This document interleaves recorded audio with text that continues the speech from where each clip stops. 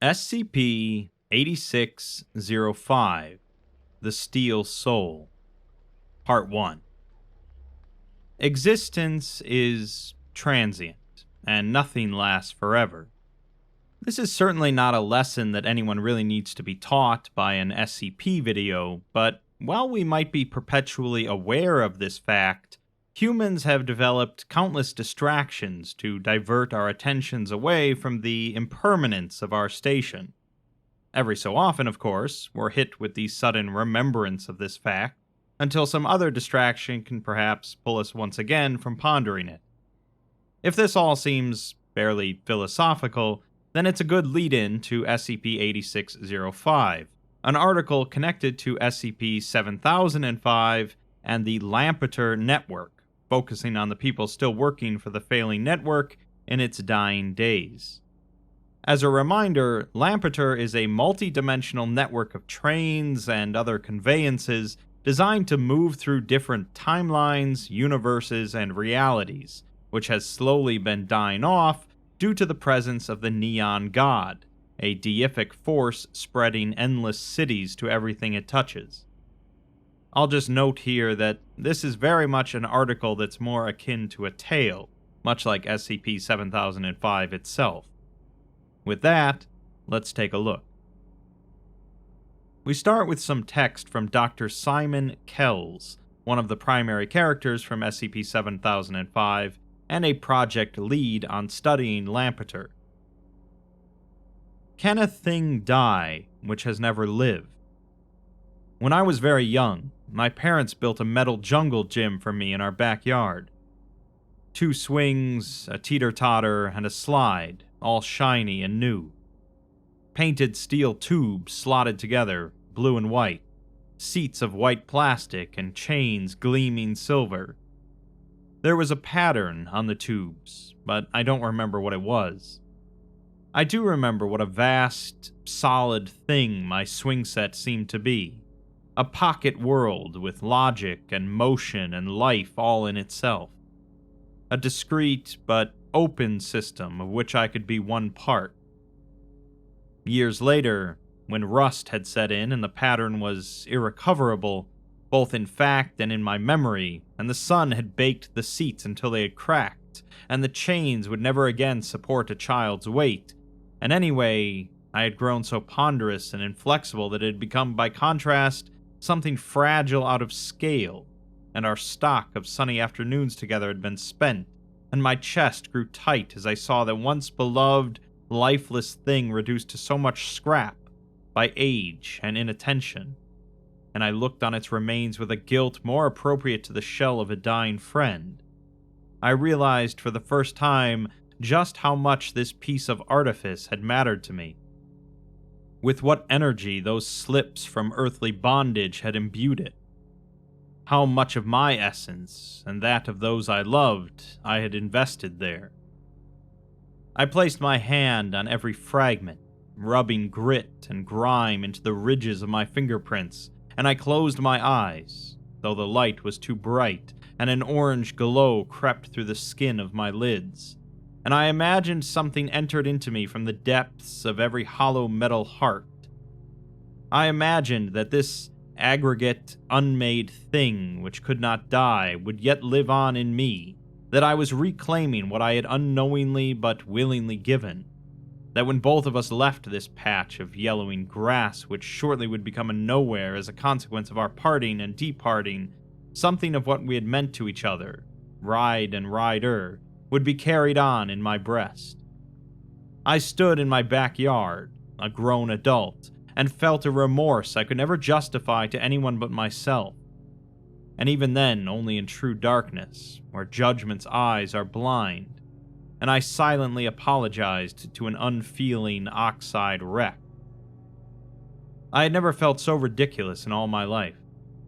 But I woke this afternoon in a puddle of my own sick, sheltered by blinds drawn against a world resting in the hands of men with hollow breasts, to whom there is no spark in any living thing worth speaking of, worth speaking to, worth saving, and I wondered if it matters where you glimpse the imprimatur of being. Whether you see it in the mirror as the overseers do, or in others, as Rosie must. If it's really her updating the files and not just another cruel joke of the Council, or whether, like me, you see it in the places and things which have witnessed us at our happiest, our best, in our most bold and perfect moments. Because isn't simply seeing it enough? I find that I want to see it again, if only once. So I wash away the residue of failure and disgust, the poison that boiled up inside me, boiled over and burned on its way out. I am raw and empty yearning. I will go to where the sun is shining on the glass and steel, and dare it to break my heart again. Because if it still can be broken, then the rust can't have set in too deep. Dr. Simon Kels. We're then given the file for SCP-8605, which has the Archon object class, meaning that the Foundation could theoretically choose to contain it, but they're choosing not to for some reason. 8605 is a set of documents, each identifying themselves as the LNESC Operator's Manual. Each instance pertains to one known component of or system relating to SCP-7005, the interdimensional transportation network known as Lampeter. Instances periodically appear at the workspaces of Lampeter personnel, updated in new editions with additional and/or altered content. The bulk of this content pertains to the care and maintenance of Lampeter apparatus, the network of which comprises a wide variety of transit technology across thousands of continuous and detached universes. Despite multiple attempts at enhanced surveillance, no instance's arrival at its respective station has ever been witnessed. The instances invariably provide valuable and accurate instruction for Lampeter operators, though their content is by no means restricted to this. Several peculiarities have included references to the Lampeter Non-Euclidean Shipping Company, or LNESC, despite the organization becoming insolvent in 2021. Higher edition numbers, most often associated with older branches of the network, contain increasingly eccentric and frequently irrelevant information presented with the same levels of specificity and gravity elsewhere employed for technical specifications, upkeep, and repair procedures. No author has ever been indicated, and it's infeasible for a single individual to have authored the over 4,000 instances presently known to the Foundation, plus the innumerable other copies that are likely out there. Textual analysis indicates, however, that a single authorial voice pervades throughout. There is also a definite correlation between higher edition numbers and a more erratic, conversational tone, though textual analysis does not suggest any change in the identity of the unknown author.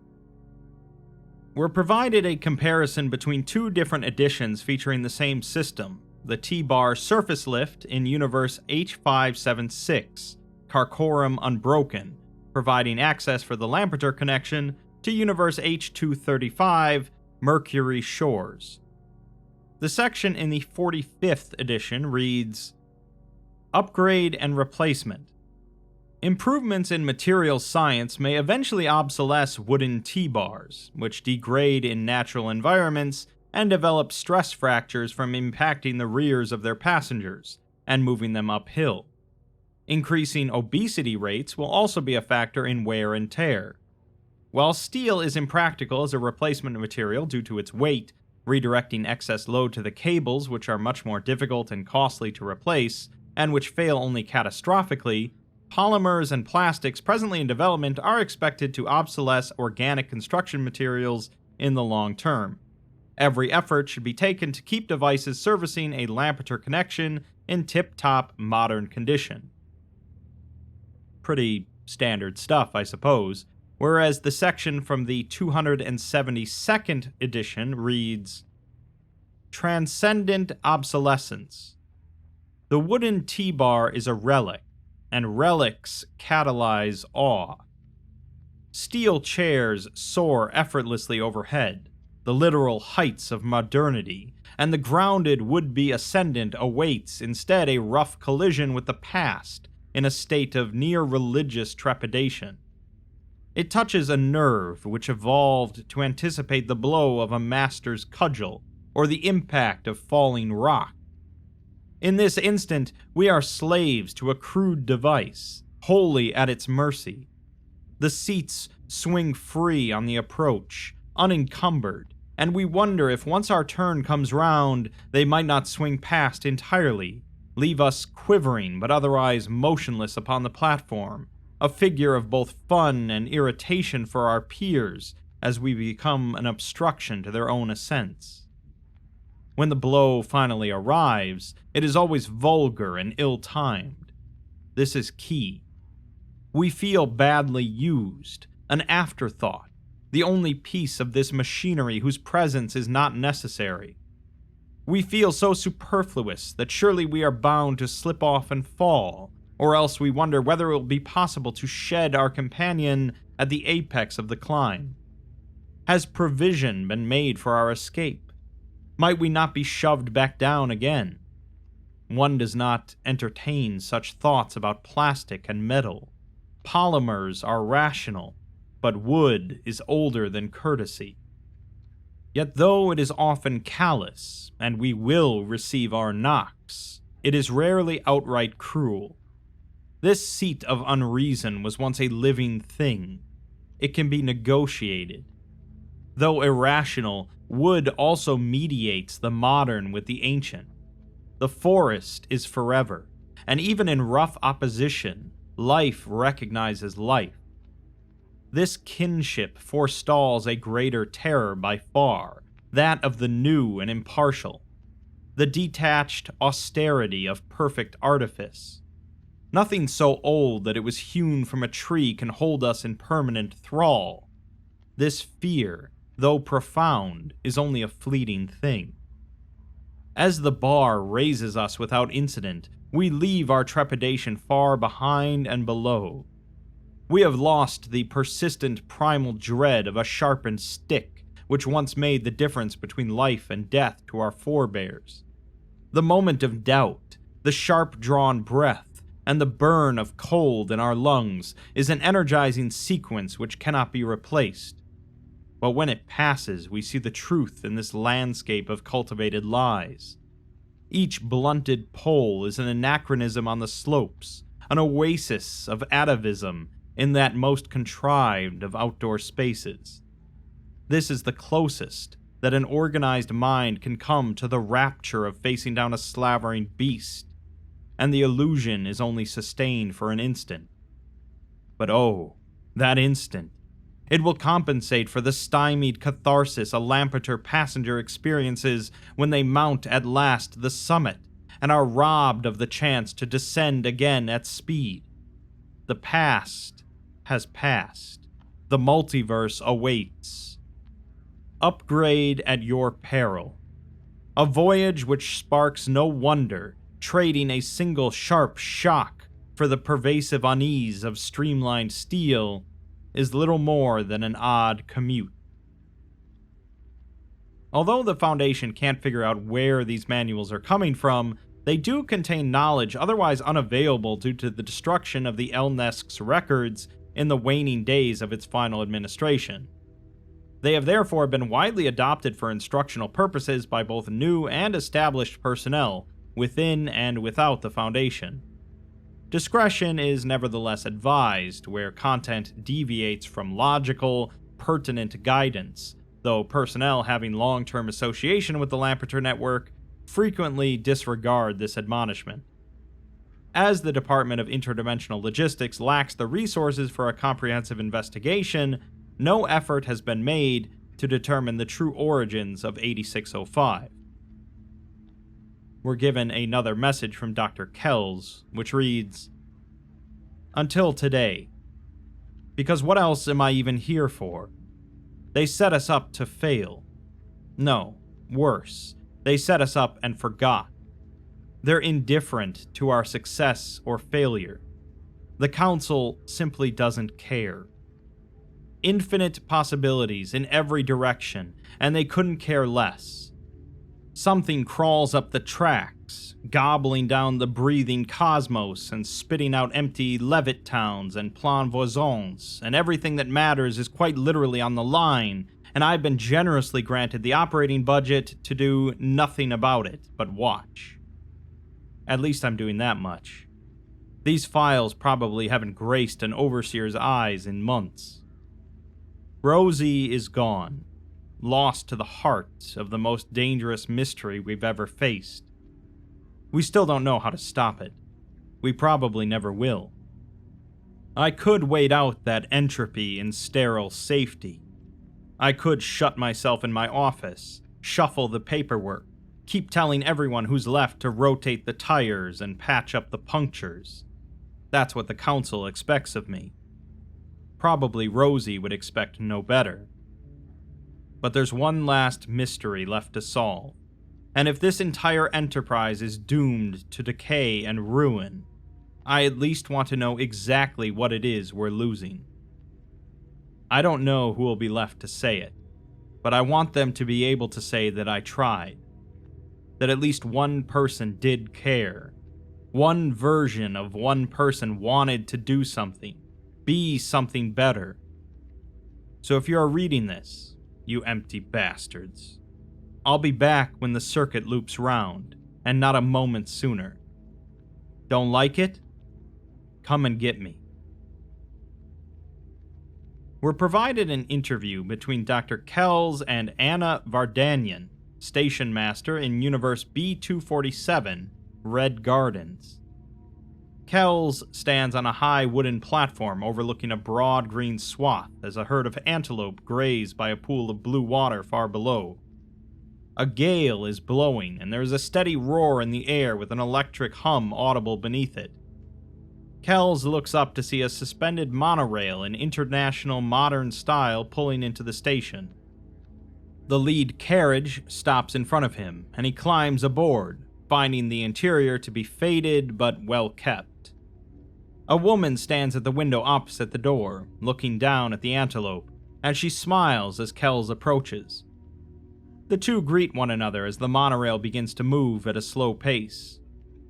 Kels remarks that he's surprised she wanted to meet up here instead of an office, but she replies that she could simply die if moving from one vantage point is so much trouble. Kels laughs, and Vardanian says that there's a romance to this thing, and she gets carried along with it, figuratively and literally. The monorail rounds a sharp bend, and Kels swallows heavily, causing her to ask him if he's feeling alright. Kels raises a hand and places the other on a stanchion for support, saying that he'll be fine. She suggests that they could stop the train, as there's probably nobody else riding anyway. Kels replies that that wouldn't be very good business, to slip the schedule just because nobody cares. But she argues that just because they aren't here doesn't mean they don't care. If you love something well enough, you can keep away from it indefinitely. She thinks that must be what perfect love is like, and she hopes she never loves anything that well. The two watch as the field gives way to rolling hills, peppered with white flowers. A shaggy predator pursues a pair of antelope, its form too motion-blurred to be properly discerned.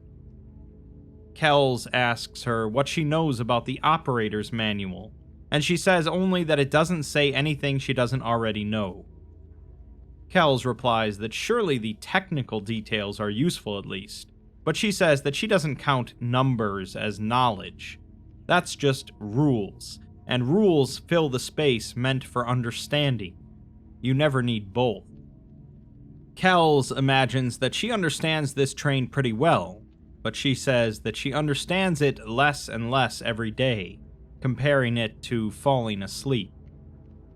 She reaches out and touches the window, tracing the path of the predator as it downs the first antelope, and a turn in the track removes the scene from view. She then touches her own cheek, leaving a faint imprint of rust on her skin. Kels asks if she's ever seen anything in the manual that struck her as strange, or whimsical, or even inappropriate. A look of guilty pleasure flashes across her face, and she says that she hasn't seen nearly enough, but maybe she's too far gone and it's just regurgitating her faded impressions back to her. She then says that they fail her so much, it's only natural that she fail them right back. Kels asks if she's referring to the train or Lampeter, but she says that it's all the same, and touches the window again. He asks her why she's doing that, caressing the glass and steel, and she looks down at her hand in surprise. She says that that's interesting, and maybe she's trying to remind herself that it's still here, or that she is. These things aren't as permanent as they feel. Kels states that this is one of the newer legs of Lampeter, so it's going to outlast either of them, but Vardanian replies that it's already half gone. She walks to the opposite side of the carriage and asks if he has seen the rail, which he hasn't, as it didn't seem important without the train.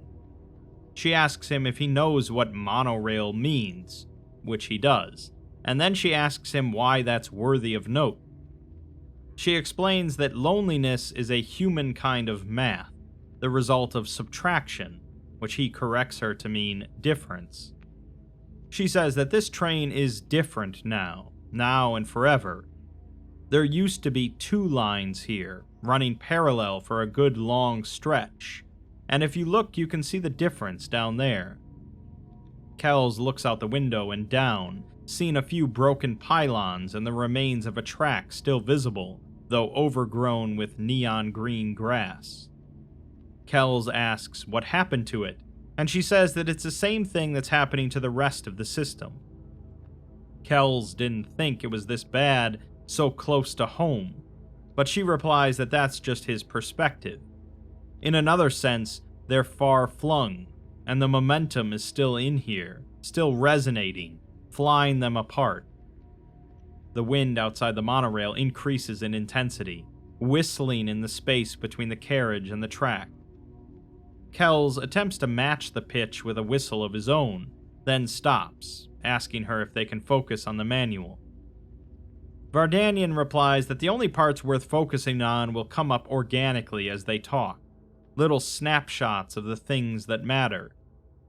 She then blinks and repeats the word snapshots, exclaiming that the manual says they should take photographs of everything, outside and inside. Kels asks why, as that seems like something more appropriate for a tourist handbook, wondering what photographs have to do with keeping the line going. She replies that nothing could be more important, and she reaches into her pocket to pull out a creased, faded photograph. It shows a high-windowed perspective on a gully filled with crystalline spires in a variety of hues, with the apparent size and function of city skyscrapers. Fine detail is difficult to discern, but it is possible that humanoid figures cluster at the apex of each spiral, arms extended in greeting. A hand, presumably belonging to the photographer, is pressed to the glass in response.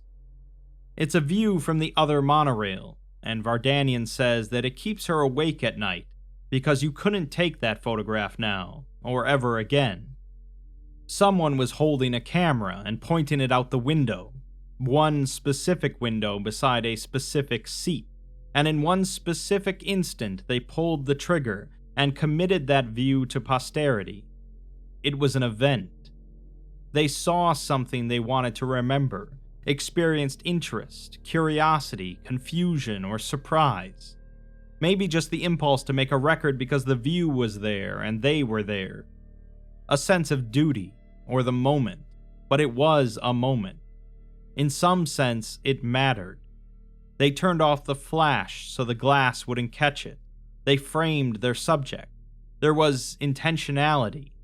And all of that happened in a point of space which doesn't even culturally exist anymore. You can't go to where that picture was taken and take it again, as it's all gone.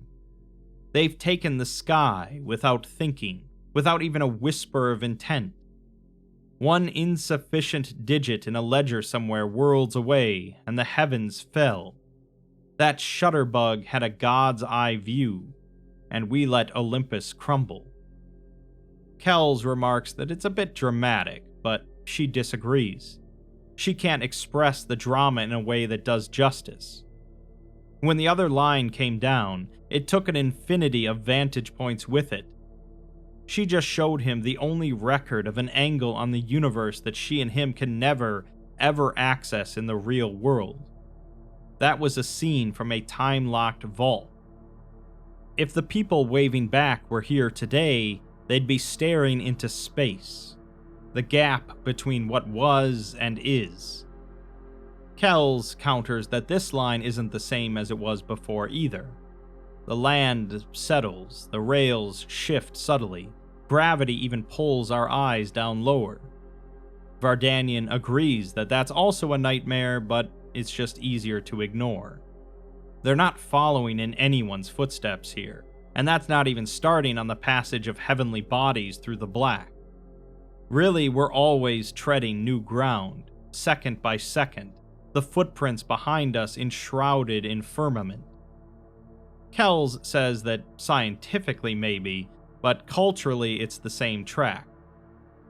Vardanian turns and smiles, telling him that there's hope for him yet. She then asks what if she were to kiss him right here and now? Would he still feel the thrill when it crosses this stretch again, or would he understand that he can never go back? What if they had kissed for the very first time on that other track, with the spires below as witnesses?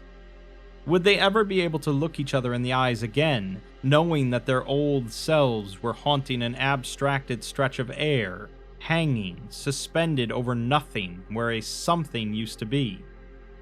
If they met that distant audience, how could they tell them, honestly, that they were truly in love, when they saw it consummated in a future oblivion now past? Vardanian then stops, and apologizes for making Kels uncomfortable, but he just says that it was unexpected. He doesn't really have an answer for anything.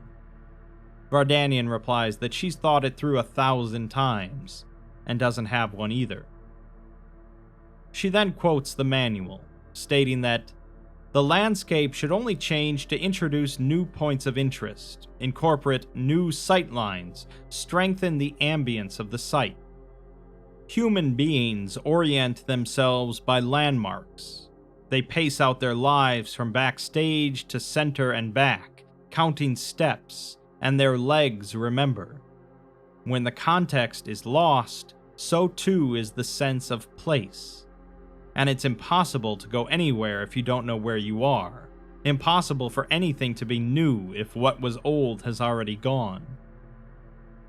Kels says that a whole universe is probably cut off from Lampeter, or at least harder to reach now, and here they are talking about old photographs and landmarks. Vardanian says that it's not the same kind of problem, and Kels agrees, stating that it's much worse. Vardanian argues that it's not worse, just different. That universe is still there, while her points in the sky are gone, blown away on the gale. Both inaccessible, but not both extant. Kels supposes that it's a question of priorities, but she doesn't like to have priorities, as moods are more natural. She then runs her hands along her jeans, reaching back as though to remove the photograph, before stopping herself and forcing her hand into a side pocket. Kels says that nothing about Lampeter is natural, but she says that some things are, like decay. It all rots down to its most essential state eventually. Kels asks what she meant a few minutes ago when she said that the ghosts were suspended over nothing. Vardanian explains that the spires went the way of the line that crossed them, and they don't exist anymore. Maybe there was no point in having any of it if nobody could take photographs. She points out the window and says that they're passing what's left of them now. Kels looks out and sees shattered stumps of crystalline spires littering the gully below. The vegetation doesn't grow over them, though the surrounding earth is entirely subsumed in green. It vibrates in the intense breeze from above. The remains of the other monorail can barely be discerned where the land begins to drop. Kels says that he thought the spires were some far-flung thing, but they were here, where the two lines ran parallel. So if they were still here, you could still see them. Vardanian says that you could, but not in the same way. Kels argues that nothing was really lost before the landscape changed, but she says that nothing but context, so everything. Kels says that it's just a slight change in angle, a trick of perspective, but she counters that he's describing reality. She supposes that's what he does, though, and Kels says that the manual does as well, but she thinks that he'll find that what the manual does is altogether different. She thinks that it's better if he finds that angle himself, and maybe he can bring her back a picture when he finds it, assuming it's still out there. Kels says that that's also assuming she's still here, and she touches the window again, saying that she won't be, even if she is. We're then given another excerpt from the 29th edition of the manual, pertaining to an orbital lift in Universe E197, Transhumanist Singularity, which reads, "On aesthetics. The new aches to be clean. It should be scrubbed until raw, scrubbed until flesh would blister, so it gleams in the presence of the sun, the first and truest light. We go naked into the abyss, where the light is naked too.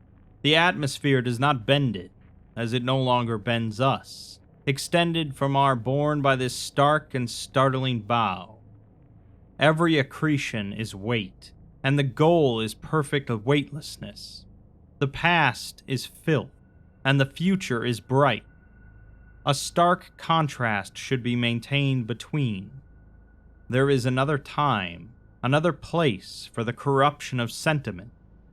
If we go to the stars, we must not go venal. There is nothing evil there which we do not bring with us." We're then provided another interview, this time between Kels and the station master of that universe, Nurr. Kels is standing at the base of a colossal tower which stretches to the clouds and beyond, with no end in sight. A vast structure stands at the bottom, encircling the steel, and a dozen loading docks are thronged with workers, trucks, and trains unloading cargo. There is a sense of impending completion in the frenzy of their motions. In the far distance, a line of passengers prepare to embark. A man bounds towards Kels from a secondary entrance, waving his hands and smiling widely, calling out to him. The two greet one another, and Nurr asks if he's going up the well today, gesturing up at the tower with a flourish. Kels isn't sure what he means, and he says that it's the gravity well, Earth's gravity. This thing goes from 1G to 0 in the blink of an eye, assuming it takes you most of a week to blink.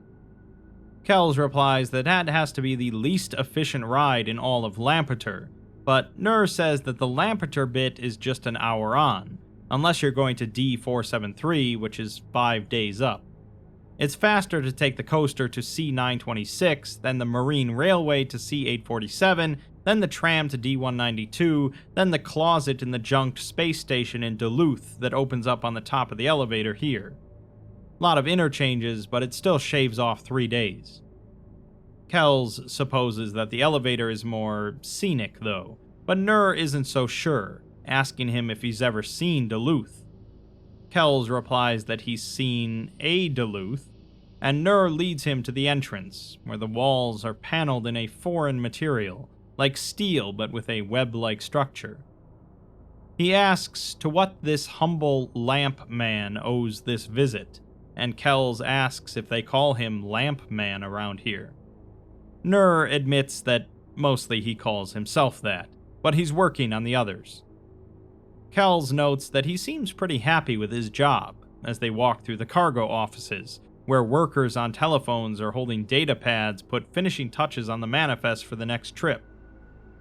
Nurr says that most people around here only get to take folks into space, so they're all jealous of him. Kels says that the purpose of his visit is the operations manual, leading Nurr to pull out a small, rolled-up booklet out of his jacket pocket. Kels remarks that it's just a pamphlet, and Nurr explains that they don't maintain the elevator. It's not theirs. They just have a unisex bathroom in the cargo section, a very nice one, and he and Beatrice from the Manifest office take turns tidying it. Beatrice is very nice also, but he thinks that she takes smoke breaks in there, so it's probably best not to breathe while in there to avoid cancer. He asks if Kels thought that Lampeter owned a space elevator, and Kels says that no, of course not. Nurr muses that it must have given them a real shock when they finished chiseling out that hole in space and found that it opened on space. He shudders to think how many palms the Lampeters had to grease to get that lift built in Ecuador, just so they wouldn't be stuck in empty air, minus the actual air.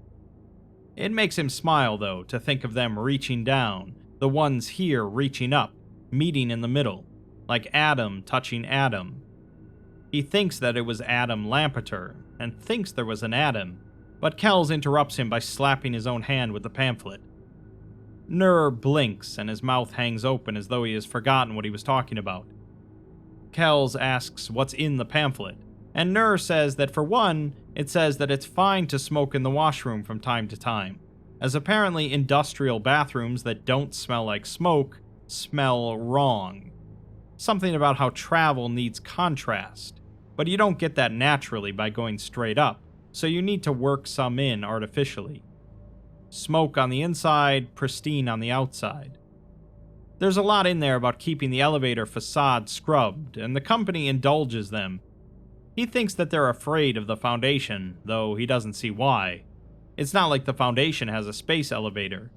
And he briefly forgets that he also works for the Foundation now, since they took over the Elnesk company.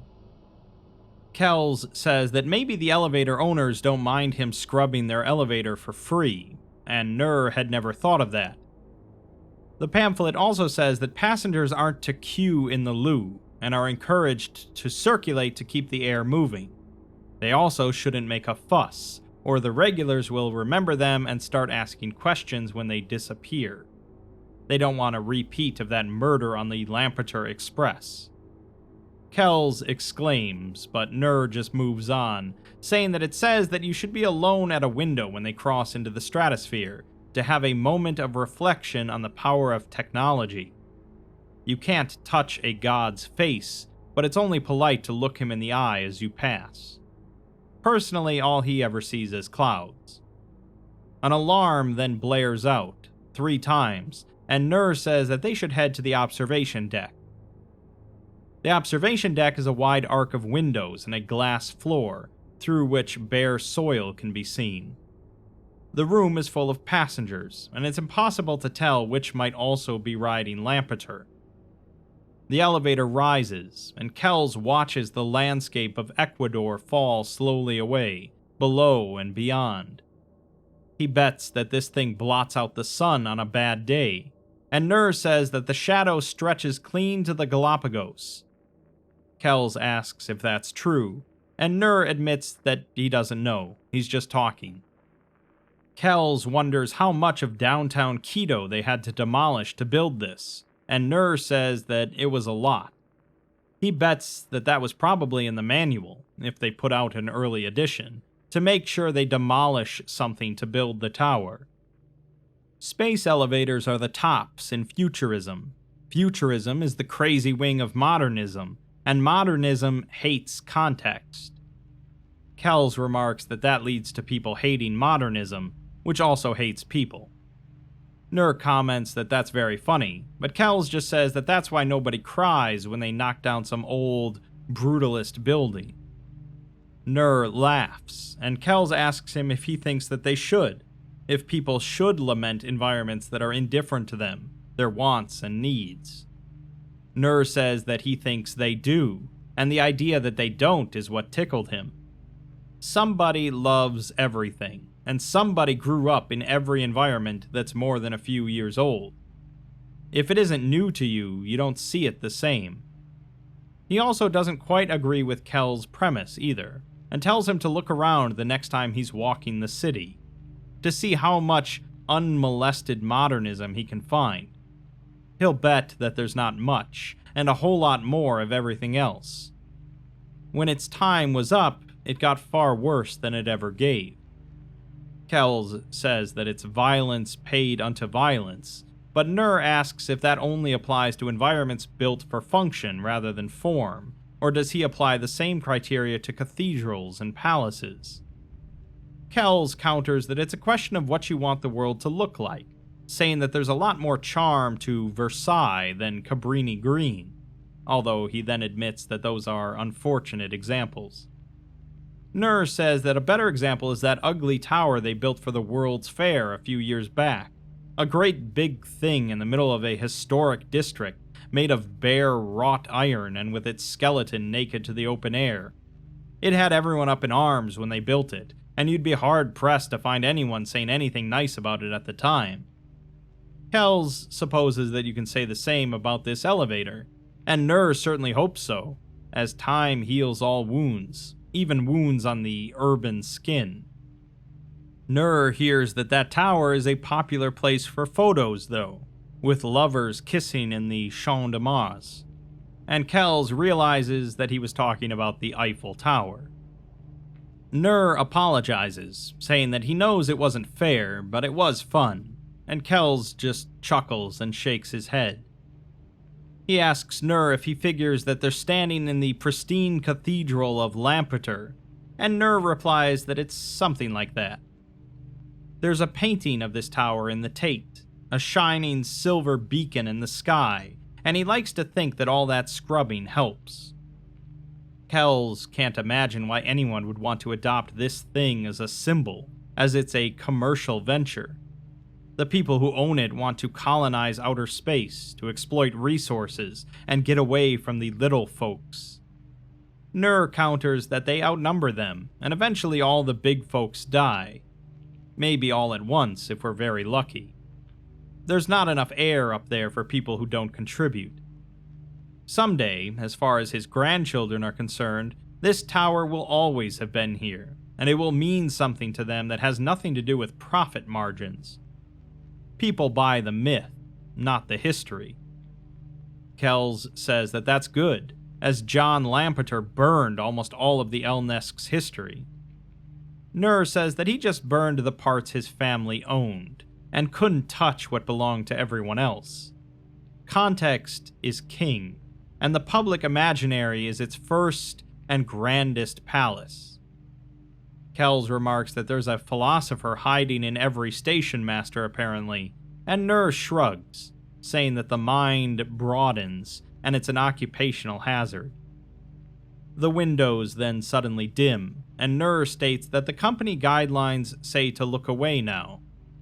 Kels asks what the manual says, as the orb of the sun comes into clear view. Both men wince as they look at it, and Nurr remarks that he guessed right. We then get another note from Kels, which reads, "There's a photograph of me as a young child, sitting in a little wooden wagon with red rails, surrounded by all four of my grandparents. I think it's from my christening, which is fun, because that certainly didn't take. I am surrounded, and I am loved. Maybe 10 years later, and that wagon has been pulled around the backyard almost as much as the lawnmower has been pushed. I carry everything with it, even when the thing would be lighter on its own. But I don't go outside as much as I used to, at least not of my own volition. They have to kick me out, because I'd rather sit in front of the lights and make them dance. I think that makes me happier, although the bite marks on my controllers suggest otherwise. Conversely, I've never kicked the wagon in anger. But I'm kicking it today. The bottom has rotted out, because I never remember to put it in the shed when I'm done with it. The red sides are long since gone, so it's just the frame, the bottom, and the metal wheelbase and handle left. The wood in the middle has gone spongy, and I give it a kick, and there is give. My friend asks if he can kick it too. I let him. We kick the bottom out of it, wet splinters everywhere. And then my mother comes out of the house, aghast, and asks me what I'm doing. And I realize.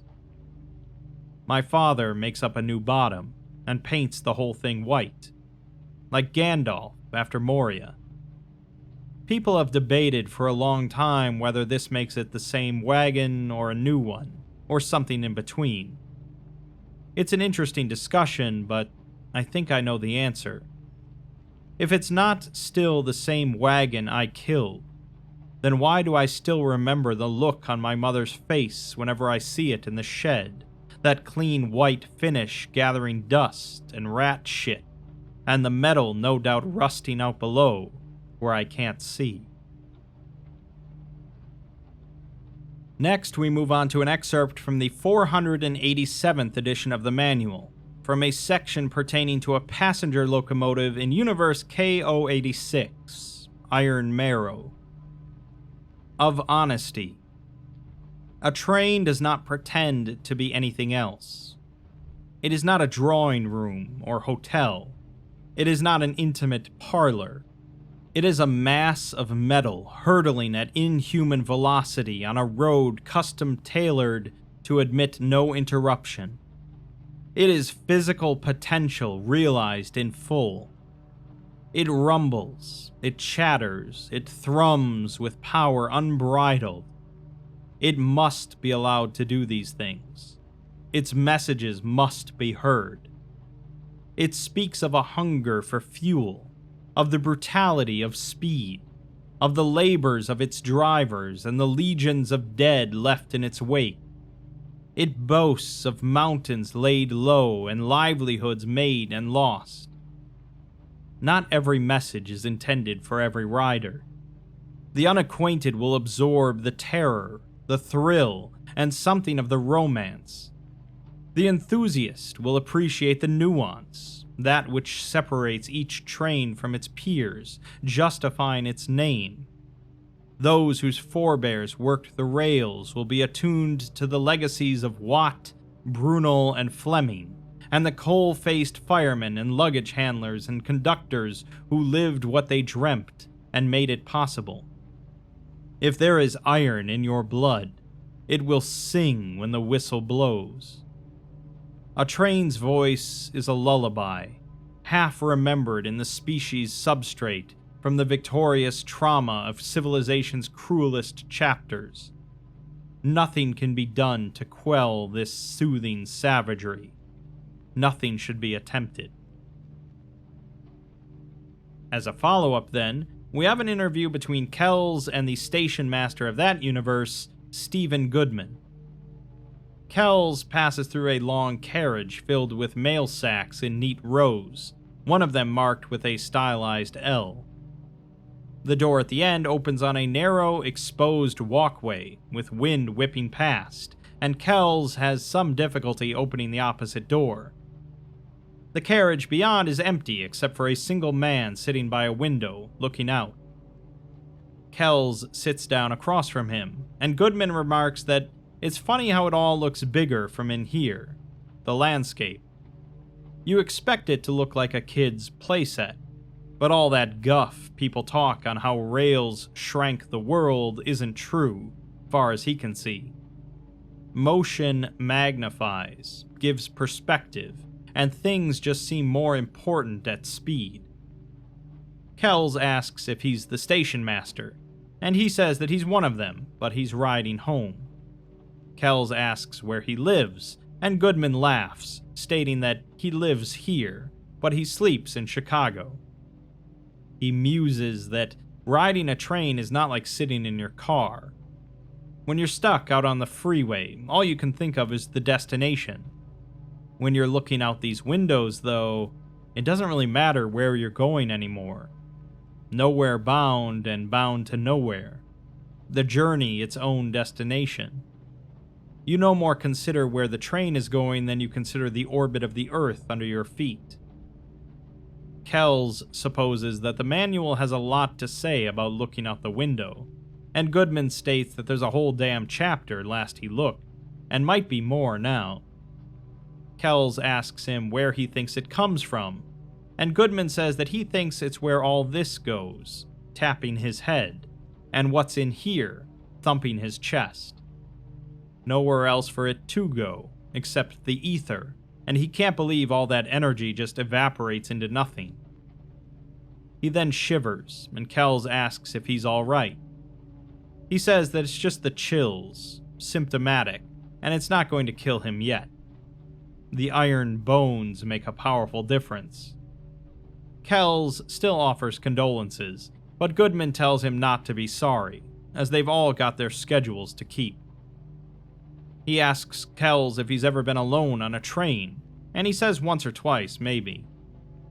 Goodman says that the first time it happened to him, he was just a boy, right here on the Illinois Central. He can't say how, but he found himself as the sole occupant of a Pullman coach at the edge of dusk and dark. Maybe they were playing cards up front, or down back, and nobody thought to tell the skinny kid with the hungry look. Might be the gleam scared them off, as gamblers don't like risk so much as they claim. Kels asks him what it was like to have the train to himself, and Goodman says that it was like dying. It rolls on, the train, empty or full, and doesn't even notice the difference. A few hundred people barely register to 80 tons of freight. The rods churn and the wheels turn, and the black blur out the window keeps scrolling, and the whistle moans. The train doesn't care, but you do. He sighs and says that if that's how the end is, he won't be afraid. The two of them look out the window together for several minutes, before Goodman says they talk of travel between worlds, but an empty train is a traveling world. He then states that he always wanted to be in a crash, surprising Kels. He knows how it sounds, but can there ever be anything so apocalyptic? The first train he ever rode, he was still in short pants, and they were headed for a rail bridge. The other kids told him it was out, but the train kept moving, and he knew that they were going to take the plunge. Burn up or boil at the bottom, with no way to stop it. It's obvious now that they would have stopped the train, but not to a kid. You feel this thing moving beneath your feet, hell for leather. You hear her calling out to everything in her path, crying, keep away. You feel yourself a part of that engine of entropy. That vulnerable moment when everything is possible. You believe it when you hear this is the last ride, to that last, best terminal. In the moment, it was easier to believe that the world would end than that train ever slow down, all raw speed and danger. Nothing else to her, or to him. Kels asks if the bridge was out, but he says of course it wasn't. They shot over that span like a bat leaving hell, and he held his breath the whole way. Kels imagines that he was relieved, but he was disappointed. You don't come down from a thrill that easy. A train that never crashes is just a journey, but they could have been an event. Sometimes he thinks that's the only proper way to go out of service. He sighs again and says that they just fall apart now, each by each, calling it undignified. A body shouldn't only rot, where nobody knows your name or what you've done. It's like his nightmare's nightmare, this thing the Foundation let happen. The bridges are out, and they're plunging into depths more profound than he ever could have dreamed. He wonders where that goes, all that sorrow. Kels suggests that maybe it goes into the manual too, and Goodman agrees that it might, as it does moan so. As if in response, the train's whistle blows, and Kels remarks that despite the lack of passengers, the train keeps moving. Goodman says that they have to, as it's either burn up or rust out, and the machine doesn't know any other way, nor the railwaymen. Kels notes that he's seen dignity in rust, but Goodman would wager that he's never had rust in his bones or in his veins, as it agitates. The fact is that nobody sings about trains that live, and songs are what keep them alive. He supposes that's why he still rides, until one of them dies, or both. Either way, the last will be there for the other when it happens, and he says that maybe somebody will write a song about that. It's certainly clear that there's something off about each and every station master on the Lampeter network. Not in a morbid or horrific way necessarily, but more that they are all deeply connected to this dying network, outside of it just being a job. Kels, so far, hasn't really gained much information about where the manuals are coming from, but he's definitely gaining a lot of perspective about the train network and the people involved with it. We'll pick things up with Part 2, to see where the journey takes him.